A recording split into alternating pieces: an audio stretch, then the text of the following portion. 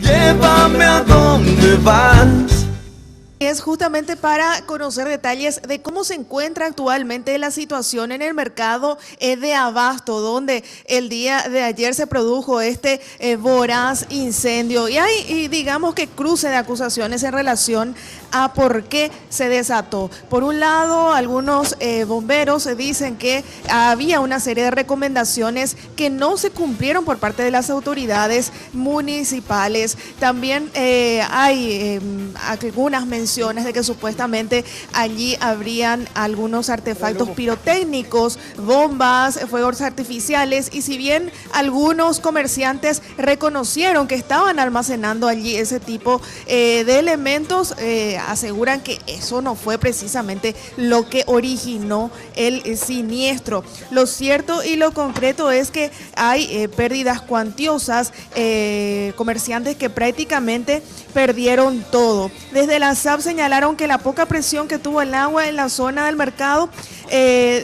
fue a consecuencia de que todas las bocas hidrantes prácticamente estuvieron abiertas al mismo tiempo.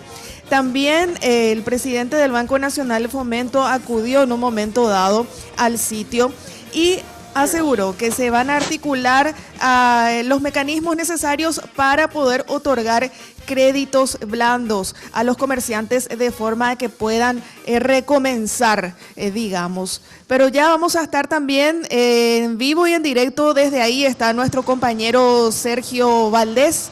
A ver si me escuchás, Sergio. Sí, gracias, Jazmín. Buenos días, si podemos decirlo, porque en realidad la situación sigue bastante crítica en el mercado de abasto, como estamos observando. A estas horas hay una intensa marea todavía que cubre el cielo del abasto aquí en la zona de límite entre Asunción y Fernando de la Mora, zona sur. Los bomberos están tratando de enfriar rápidamente lo que quedó de las cenizas, como verán. Está todo perdido en el bloque C. Los permisionarios, hace cuestión de minutos nada más, comenzaron a rescatar lo que se podía, salvar por lo menos lo que quedaba intacto, o por lo menos algo intacto para poder revenderlo, teniendo en cuenta que estamos hablando de 350 vendedores afectados, comerciantes.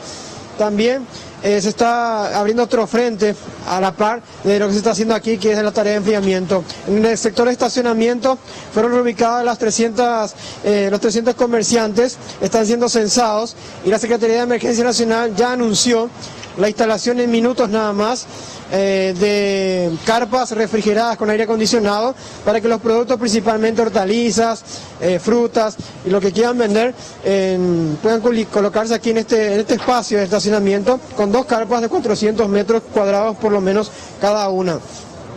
Como verán, se está haciendo tarea también de censo para que no haya irregularidades con los que podrían ser beneficiados con esta asistencia. Hay que decir que a las 12 se prevé una conferencia de prensa para dar un balance total de los perjuicios que se están dando hasta esta hora y también las posibles causas o los detalles que podrían dar los bomberos. También hablando un poco sobre el tema de la instalación eléctrica, hay que ser claros porque el intendente Mario Ferreiro mencionó de que teniendo en cuenta las precariedades de las que él es consciente, para poder poner a punto eléctricamente al lugar se necesitaba desalojar, por lo menos reubicarlos en otras partes de estos vendedores, cosa que no se hizo, teniendo en cuenta que los vendedores por lo menos argumentaban de que podían perder 15 días, un mes de trabajos, de ingresos, teniendo en cuenta que ellos viven de esto, se levantan desde las 3 de la mañana, están prácticamente hasta la tarde de cada día, lo que recaudan pagan deudas. Claro. Y lo que les sobra también es para ir viviendo. Y justamente vamos a acercarnos a unos de los vendedores afectados. Señora, bueno, ¿qué nos puede decir que se siente al ver todo este panorama?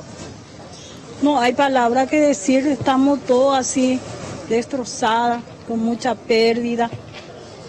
Nuestro sostén de cada día se fundió todo en un par de minutos nomás ya. ¿Cuántos miembros de la familia dan de comer gracias a este trabajo? Y yo le doy de comer casi a 10 en mi casa. En mi casa nomás hay mis nietos.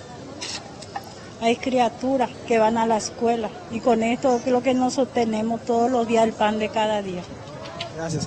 Un dato importante, Jazmín, Sí. compañeros de la audiencia, que podría declararse la emergencia en la Junta Municipal y este anuncio sería, según la información que manejamos, a las 12 para que se puedan liberar fondos y de esta manera también ver la manera de poder recuperar estos productos, por lo menos volver a comprarlos y volver, digamos, a generar ingresos. Sí, Sergio, Porque, también en sí. algún momento dado se habló de que supuestamente en ese lapso en el cual el fuego ya fue controlado y que se volvieron a reavivar las llamas, hubo saqueos inclusive. ¿Eso podría ratificarte a algunos comerciantes?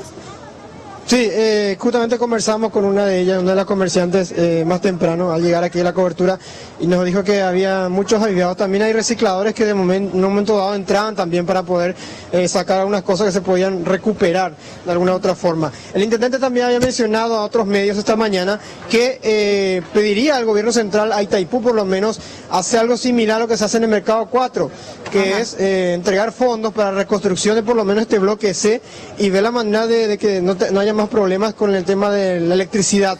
También otro dato interesante es que los propios comerciantes, sin dar nombres por supuesto, el propio intendente mencionó, no son conscientes y conectan de más algunas salidas de energía o enchufes, claro. por decirlo de manera Las conexiones vulgar, ¿verdad? ilegales. También y sobrecargan cuestiones que no se deberían recargar enchufes, prolongadores.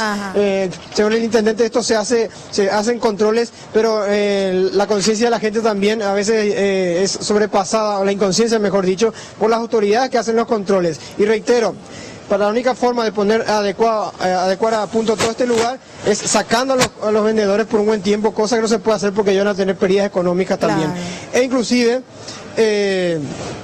aparte de este drama social, está el tema de las bocas de hidrantes, bocas de aguas, que según el intendente están los reservorios, pero no hubo buena presión ayer.